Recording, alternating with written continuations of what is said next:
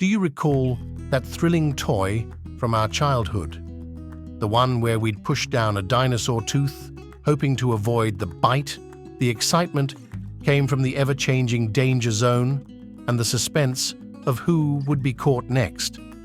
In this video, we'll unravel the inner workings of this toy step by step. In a dino dentist toy, all lower teeth are raised when the mouth opens. During play, each player takes turns pushing in teeth until someone triggers the mouth to close. Then, the game restarts with the mouth reopening for another round.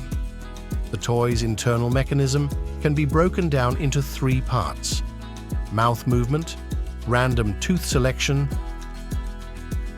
and tooth retention, release. Mouth movement. The mouth is pivoted with an aluminum axis and is tightened at a closed position by 2 springs at the back.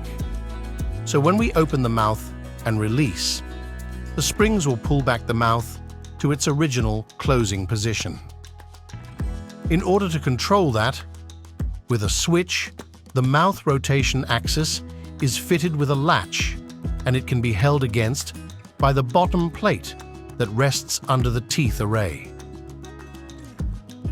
Since the bottom plate is pivoted at the end and supported by the flexible plastic, if any of the teeth is pushed down, the teeth will also push the plate and release the latch, hence triggering the mouth closed. Random tooth selection. In this stage, any of the teeth can be a trigger. To solve that, a gap is placed between the tooth array and the bottom plate. Now the teeth won't be able to push the bottom plate. To be able to push by only a selected tooth, we are going to look at the second part of the mechanism, which is picking the random tooth. Since all the teeth can't reach the bottom plate, a rotary arm is placed between the teeth array and bottom plate. So if any of the teeth that sit above the rotary arm will be able to reach the bottom plate and trigger the mouth closed. Besides, since a rotary arm only has 2 sides, only 2 teeth that sit on the arm can be triggered. To rotate the arm randomly, the arm axis has a spur gear and it is connected with a push rod. When the dinosaur mouth is opened, the cam on the axis also rotates and pushes the push rod until it slips and snaps back because of the spring at the back. That sudden backward motion spins the gear-fitted arm with a random velocity. The sudden release of the push rod will be different each time depending on the internal friction, the orientation of the toy, the mouth opening speed, and other factors. That is why the rotary arm can achieve the random position every time. Tooth retention, release. But this isn't enough yet. When we push down the teeth must stay down until the mouth closes. Then the teeth should be up again. Otherwise, if the teeth won't stay in place, we need to memorize which teeth we push down. This is the final part of the mechanism.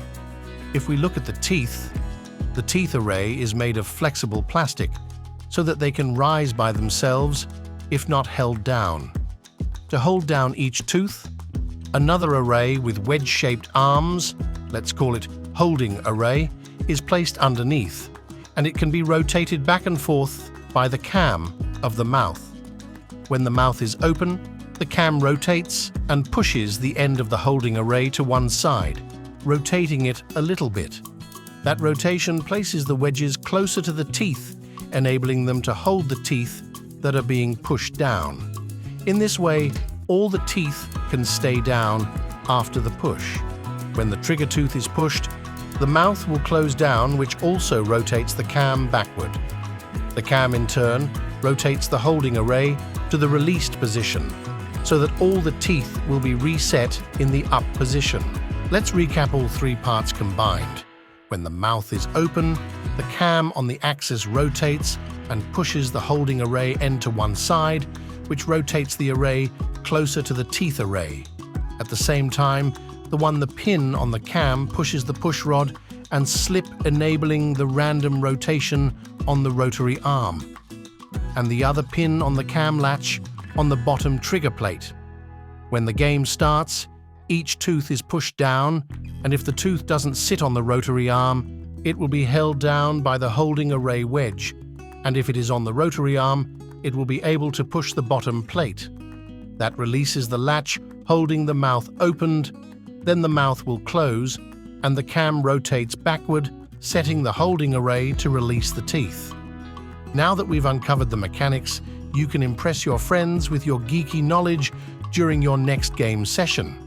If you found this explanation insightful and wish to delve further into topics related to technology and more, consider subscribing to our Quasar-Ed YouTube channel.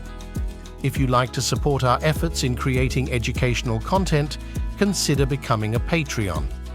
Your support allows us to continue producing high-quality videos and expanding our reach. Join us on Patreon and be part of our journey towards knowledge and discovery. Thank you for watching, and see you next time.